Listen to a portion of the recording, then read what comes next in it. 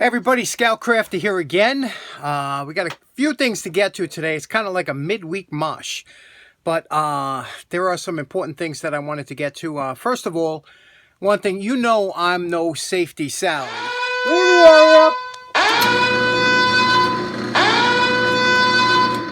Now, I always felt that sometimes if you overprotect yourself, it could be worse than if you just have enough ample protection. Like eye protection is something you should always use. I mean, I wear glasses, so it's a no-brainer for me. I always have them on. But it's something that recently came up for hearing protection. Now, I have to tell you something. You know, I spend a lot of time behind the belt sanders and things like that. I have to tell you the truth.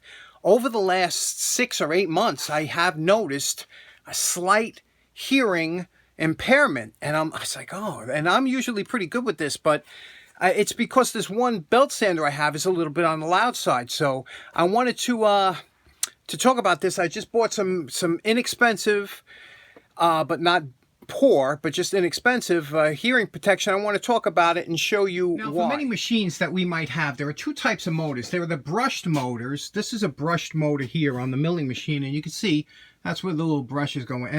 And then there are the regular over here, the non-brush motors, and you can hear, if you listen to the difference, these are very quiet, but they don't have a lot of torque, so that's why they have a pulley arrangement that makes up for the torque, where the brush motors have more power, but they're always noisier.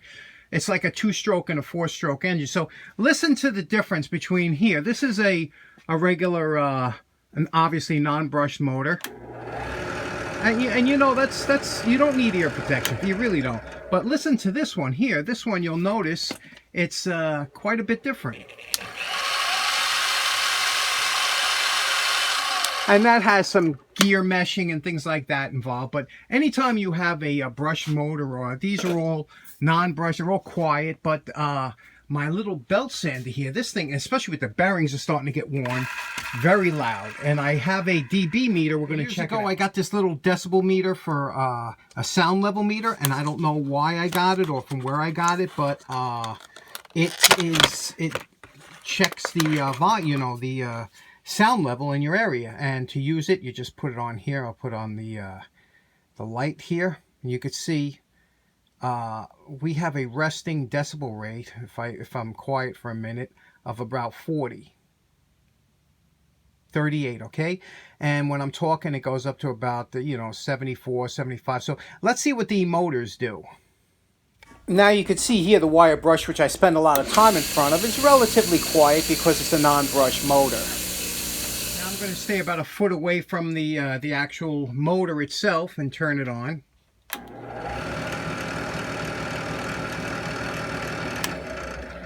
And you can see we went up to about 74. We'll try this drill press here.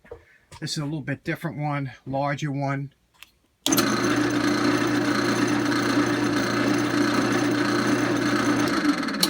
And you can see where it went up to about 75. So you can see the difference there. And now what I'm going to do is I'm going to put it on the belt sander. Now again, I turned the volume down not to annoy you, but look at this. Wow. I mean, this is over 90 dB. I mean, that's really loud to be close to, especially for a while. So you can see the difference in some of those machines, and especially the ones I'm spending a lot of time in. So I bought a pair of these, and we used to use these for shooting and whatnot, shooting sports and something. But you know what's good about these? They're super lightweight. They fit over glasses because they got enough cushion here. And they were 12 bucks shipped to the house. So, you know, Amazon. So how can you beat that, right? And they do really work well, but something to think about. You know, when you're in front of loud machines for a long period, I'm sometimes in front of that thing for an hour at a time. And I'm telling you, I do notice my hearing has definitely dropped. So a good investment to make on some of your louder machines. You don't need it for the, you know, the non-brushed motors that are nice and quiet. But when you're working on something loud, okay, I hope that wasn't too boring. Next up, we have something really interesting. You remember that jigsaw part I made for my buddy Nathan? Well, I have to tell you something. And Nathan included, when he sent the part over for me to duplicate, he sent in a pair of pliers, you know, a pair of diagonal cutters. And he said, here, you know, I thought maybe you could use these or whatever. And I, you know, I was so involved in the part that I put the pliers aside, and I didn't pay much attention to them. But what was cool is I noticed they were titanium. And you know, I kind of have a thing for titanium tools, and Nathan knew that. That's why he sent them over. But what's interesting is the other day I picked them up and I started looking at them. Okay, here are the pliers in question that Nathan sent over, and you can see they're titanium and they're diagonal cutters. And what they are, you can see here, they're called Imprex titanium, and they're non-magnetic, right? So I'm looking at these and I said, wow, you know something? These are super light, and they're really, I said, they look like a quality plier. So of course I looked them up. You know, I said, let me just see if there's any story behind them. You will not believe what these pliers go for as far as price goes. I was blown away. So let me show you that now. Okay, a quick trip to the computer. Check it out. We got the webs. Okay, this is them. Make sure they're, yep, same exact model. Let's see what they... What okay, so you could see I was shocked. So the first thing I did is I contacted Nathan. I said, Nathan, I sent him the picture of how much they cost. I said, listen, I said, you know, these things are crazy. I said, do you want them back? I said, you know, because I said these things. He said, no. He said, I knew what they went for, but he goes, I got them with a lot of tools. He paid like $8 for a whole lot of tools, and this was in there. And so talk about the deal of a century, right? So let me just show you why, I guess why titanium would be something that the guys would look for. Let's weigh them against another pair. Okay, I have 3 pair of similar pliers. You know, I have a channel lock, I have a snap-on. These are supposed to be lightweights, and I have these. So we're going to check out the weight and see what each one of them weighs. And I'm going to do it in grams because, you know, ounces really don't matter to most of us. We have our postal scale set up for grams, and I'm going to use the channel locks first. We'll weigh that. That weighs in at 1,716 grams. Okay, now we'll go to the lightweight snap-ons, and these come in at 1,438 grams. And then we'll go to the Imprex and titanium, and they come in at 1,185 grams. Now, as far as cutting goes, you know, you can't beat channel locks. I mean, channel locks are always just perfect cutters. Let's try the snap-ons. Snap-on, beautiful cut on this too. And let's try the titanium. All right, well, you see here, now I don't know if it's dull, but you see what I'm saying here? I'm going all the way up and down the jaws, and I can't get a solid cut. So maybe they're dull. Maybe are these hard to sharpen, you know, titanium? I don't know. We'll have to take a real close look at the jaws. Okay, now always remember that with a lot of cutters, what you see here, a lot of people think that both ends are beveled down and the 2 points connect, and that's not true. We went through this in another video, but usually they're called the anvil cutter, and one side is flattened out. You can see here, that's like a flattened out side here. That's not brought to a sharp bevel. And on the other side, this side is beveled, so that the beveled portion hits the flat side, and that creates the cutting. That's called a anvil cut. And so now over here, you know, we have, I guess this side would be the flat side over here, and this side here is supposed to be the bevel cut, but it looks like it might be dull. So we're going to follow this bevel and try and see if we can't get this to cut a little better. Titanium's hard, so we'll see what we can do. We're over at Great Grandpa's Vise, and now I picked a file that has a nice fine finish to the side. This is a half-round Jewelers. They call it a Swiss pattern and file set, and I picked one that had a nice, fine, flat finish. This side here is nice and flat and fine. Now, we're going to take the diagonals, and you remember this side has the... If you remember, this side's the anvil side. I don't know if it's very difficult to see, but you can see it here. And what we're going to do is we're going to follow this angle here. You're going to lay the file flat on that angle, and you're just going to just touch up this side here to make it flat all the way through. Again, very light strokes, extremely light.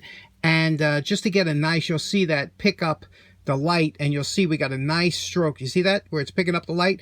Now we're going to have to do the same thing here, but on this side, we're going to have to make it a little bit of a bevel. So we'll follow this angle here, this angle of this bevel here. We'll give it a couple strokes this way, and then we'll just give it a fine stroke this way, and that'll create that bevel point, and see if that sharpens it up. Okay, we worked on it for a little while. Now we're going to take a piece of one. We're going to try it here and see how Yeah, okay. You see how now we're getting that snappy cut?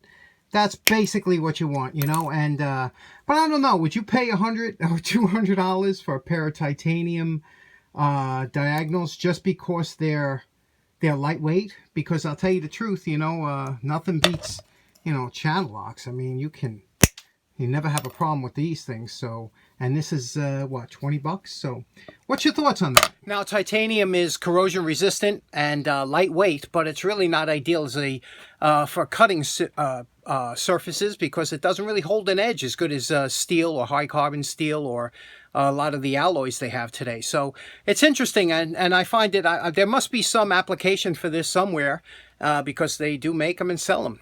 Let's see what else. Next up, my friend Brian ran out of some buffing compound for his buffer, and it made me think. I said, you know, a lot of people don't have a buffer or buffing compound, and that's where my friend Dean Collins comes in.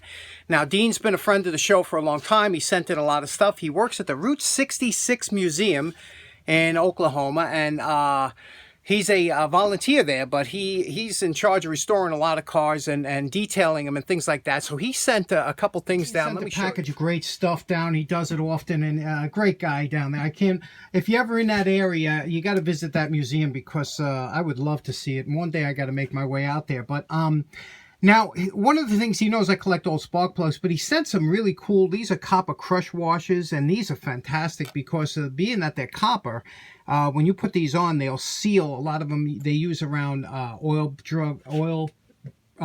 pan drain plugs that'll crush and seal it. And remember these? Who remembers the old 35mm film canisters that we used to have? Anyway, he sent a few of these spark plugs, and spark plugs are funny. They used to come wrapped in paper and in a box, you know what I mean?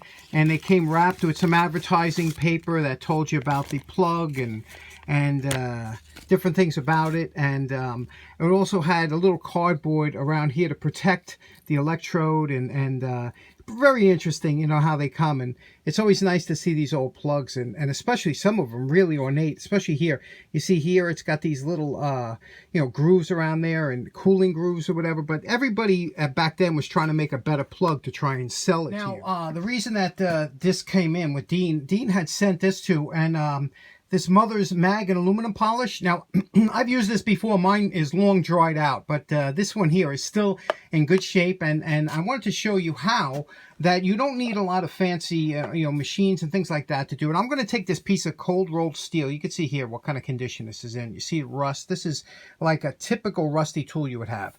And the first thing I'm going to do is we're going to take this over, and we're going to sand and get rid of all this rust off, and then we're going to polish it. I want to show you what this will do with a little bit of imagination. Okay, the first thing we're going to do is we're going to take some steel wool and just get off that surface rust here. Just regular steel wool, and just get rid of that surface rust, you know, to get it down to somewhat of, not that you're dealing with rust. Then we're going to use a vise and put it in the vise. And you can see here how already we made it. Using my handy 700 Stanley vise, like I said, it's coming in real handy, and a strip of old sandpaper. We're going to just use this here and just get rid of it and just shine it up and just expose some fresh metal. Okay, now going down in different grits. We're down here to a real fine. This is like a 400, but work your way down and actually up in grits till you get to a where it's very smooth and you don't see any scratches from the grit before. Now you can switch it in the vise, or you can come up from the bottom and do it this way and from side to side. But just get rid of all those scratches that you can see until you have a nice smooth piece of steel here. Back and forth. Just get rid of it until it's nice and smooth. Okay, next up you're going to take an old strip of t-shirt or towel or rag. I like terry cloth, but just take a strip of it, lightly dampen it, and you're going to dip this into the Mother's. You can see here I like to use what's on the cap because there's no sense in wasting that, right? Just take a little, don't take a lot, just a little dab of it like this, and then you're going to put it on here like this, and then you're going to run the strip back and forth just like you did with the sandpaper. Now this could be plier handles, it could be a screwdriver shaft, it could be anything. But the key is to go back and forth here like this, and you're going to build up a kind of like a heat, and you're going to go fast. You see what I'm doing? I'm going fast, and you'll see this will turn black. And that's the metal particles coming off, and that's what you want. Don't rotate it right away. Let the polish do the work, and let the friction do the work, and you'll see how quickly this comes up to a mirror shine. Now, when you're happy with the sheen or the luster, just take some paper towel and do the same thing you did with the rag, and just buff off any residual Mother's mag cleaner that might be on there. Just wipe it off and down until it's a nice clean surface. Then a coat of wax on here, and we're good to go.